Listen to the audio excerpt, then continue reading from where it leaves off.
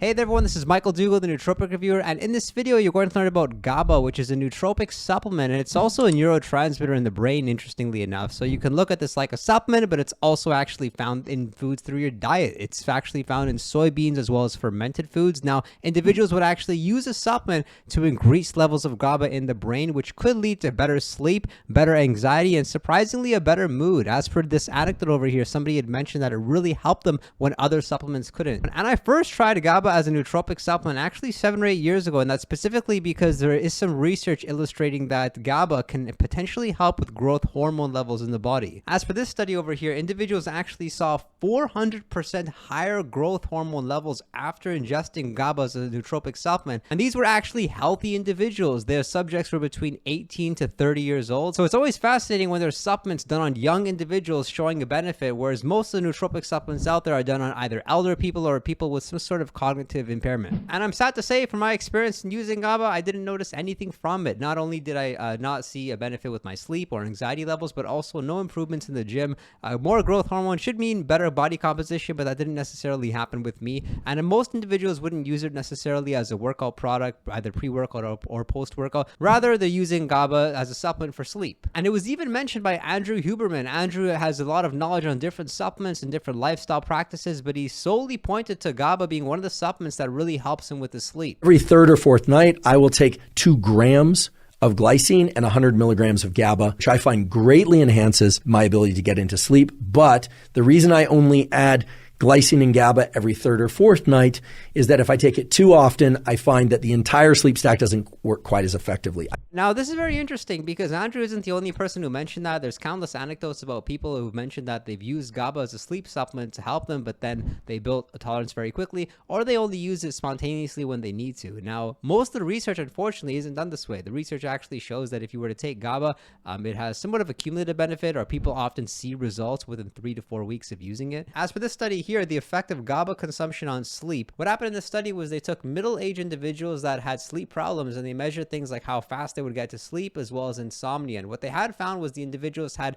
better results in using GABA with falling asleep faster, but also better feelings when they woke up, the feeling that you want when you wake up, like being refreshed and being energized. It is worth pointing out that there's no research done showing that GABA actually improves sleep quality. It's not like it helped individuals have more REM sleep, more deep sleep from what they measured, but more so it was like everything around sleep in terms of falling asleep faster and waking up feeling refreshed. But if you're looking for a supplement which can actually improve your sleep quality like melatonin does, GABA probably wouldn't be the best alternative, but I see GABA more like as a versatile supplement because individuals also use it during the daytime. Like, this isn't just a supplement you would use before sleeping. And it's not been my experience that GABA helped me to fall asleep faster or help me to relax to some extent. I've tried dosages from 100 milligrams even up to 2 to 3 grams and hadn't seen that happen. And I've tried other supplements that are far more useful, such as valerian root. One of my favorites that I use every single day is lemon balm extract. I've talked more about it in this video over here because with lemon balm extract, I virtually feel no side effects. It doesn't feel uneasy on my stomach. It's a supplement that I ingest, I wind down, and I get to sleep nicely. This was a great paper that was done on GABA because they pretty much identified all the benefits, any potential side effects, and it was quite extensive. We can see they even have a table of different studies where they use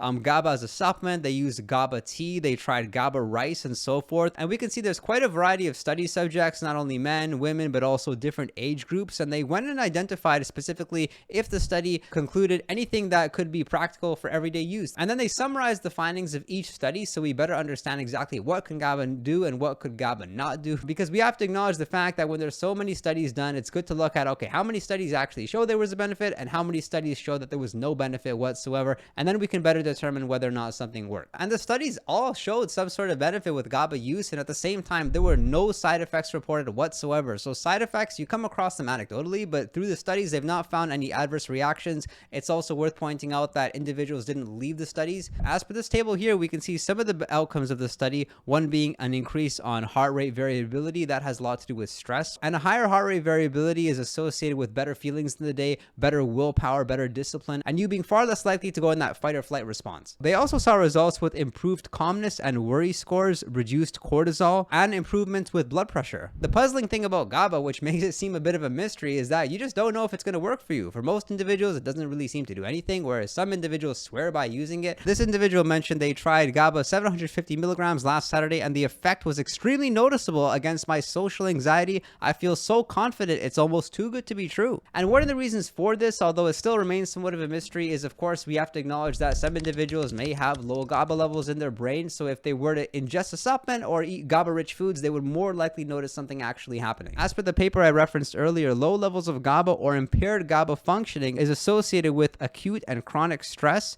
anxiety disorders, sleep disturbances, and insomnia. Also, if you have cold hands or some signs of depression, it could be a sign that you have low GABA levels, but of course you would definitely want to get a blood test done first to look at things like your thyroid, look at your testosterone levels, and then after you've gathered that data, you can go ahead and determine whether or not GABA could be worth exploring. Rather than supplementing with it, you can always consider eating more GABA-rich foods. Some of those include soybeans, mushrooms, spinach, tomatoes, and for 100 grams of the food, you could get up to 40 milligrams of GABA. One of the best things though about GABA as a nootropic supplement is that it's virtually side effect free. I've yet to find any side effects that have resulted in using GABA in the actual studies themselves. Of course, we have anecdotes talking about the side effects of GABA, but it is worth pointing out that there are specific medications which can do some interesting things to your GABA levels, whether that changes like the reuptake of it or like significantly increases your GABA levels. And if you significantly increase your GABA levels through medication, that's when of course it can be attributed to side effects, although it's unlikely that if you were to use a supplement it would have the similar effects that medication would. So you may know that your GABA levels are high if you feel like a burning sensation in your throat,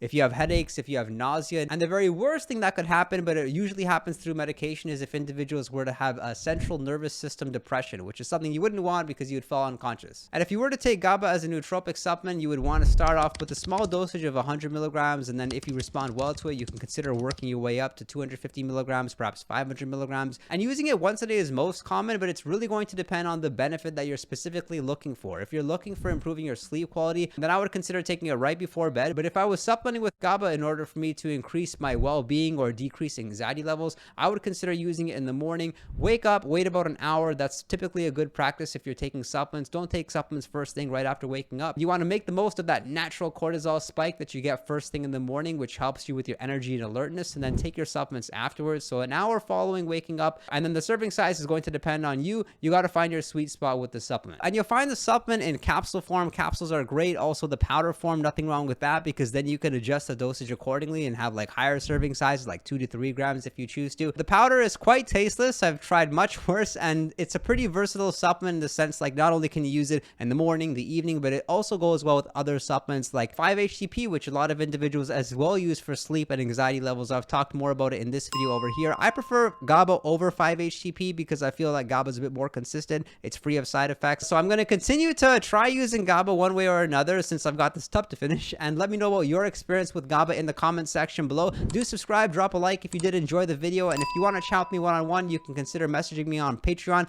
And be sure to visit our Discord server. We have a 24/7 chat room. We're having a whole lot of fun. I thank you for your support and look forward to seeing you next time.